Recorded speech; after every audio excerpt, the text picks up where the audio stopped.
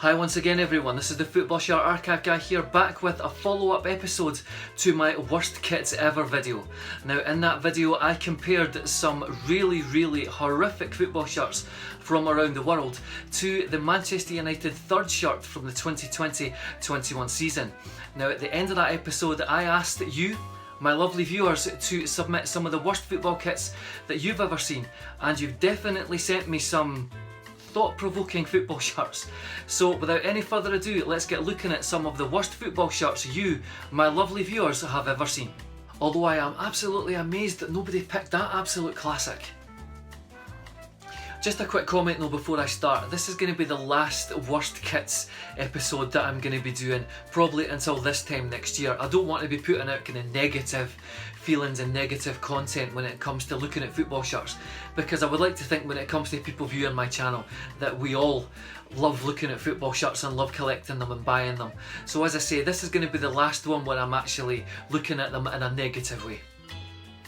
Okay, so shirt number one is the Mjøndalen home shirt from 2016 made by Umbro. Now this is a very unusual home shirt purely because it is brown. Now I know that Coventry and Spurs have had brown away kits in their time, but the only other club that I can think of that has a brown home shirt is St. Pauli from Germany. Now from what I can tell from the internet, the rest of this kit is white shorts and white socks, which does lessen the effect of oh my god what the hell are they wearing, because if this was all brown, dear lord, this could have been really terrible. I don't actually think it's too bad, although the yellow sponsor with the brown smear through it, yeah, that sponsor is definitely not the best idea to have on a brown football shirt. So I'm going to give this one a 3 out of 10. Okay, so shirt number two is the Chelsea third shirt from 2020 made by Nike. Now this shirt is apparently inspired by the Nike 180s trainer line from 1991, and these were actually re-released sometime in the 2000s. Now I have two problems when it comes to this shirt. The first problem is this shirt looks nothing like those trainers, and I should know because I actually own a pair, although they now look like this, and just be thankful that this isn't smell-o-vision.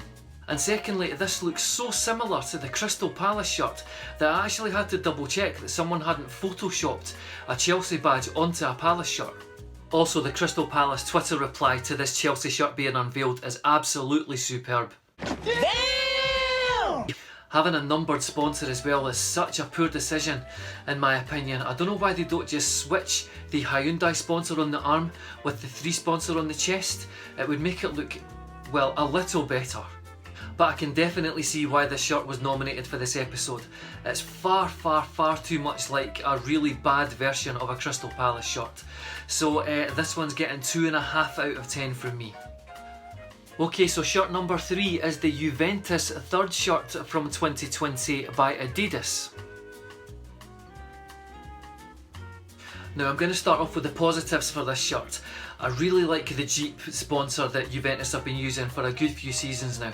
I think it looks absolutely fantastic and it fits in so well with so many of the shirts that they've produced in that time. Also how the Juventus badge and the Adidas logo fits with this background pattern, it looks really good. Also the black Adidas stripes and the black trim, also again in my opinion it looks really good. But now for the negative. What pattern is that? Much like the next shirt on this list, this could be designed within about 30 seconds on the Procreate app.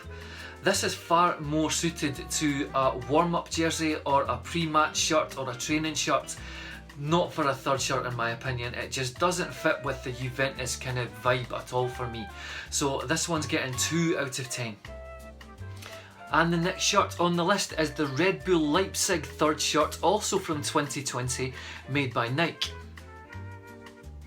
Now while this shirt does look very different to the Juventus shirt I just reviewed, my views on it are actually quite similar.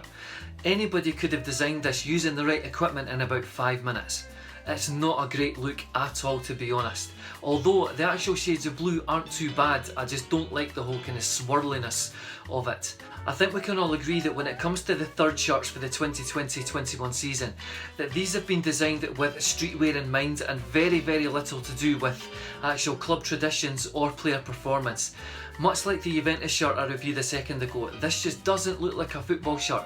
It looks much more like a pre-match shirt or a training shirt. It just doesn't look like a third shirt in my opinion at all. And much like the Chelsea shirt I reviewed a minute ago, this is also supposed to be influenced by the Nike Air Max trainer range from the 90s. Now, while I don't remember any Air Max trainers actually looking like this is definitely better than the Chelsea shirt. So I'm going to give this one 4.5 out of 10. And the final shirt of this episode is the Celtic away shirt from 1991 made by Umbro.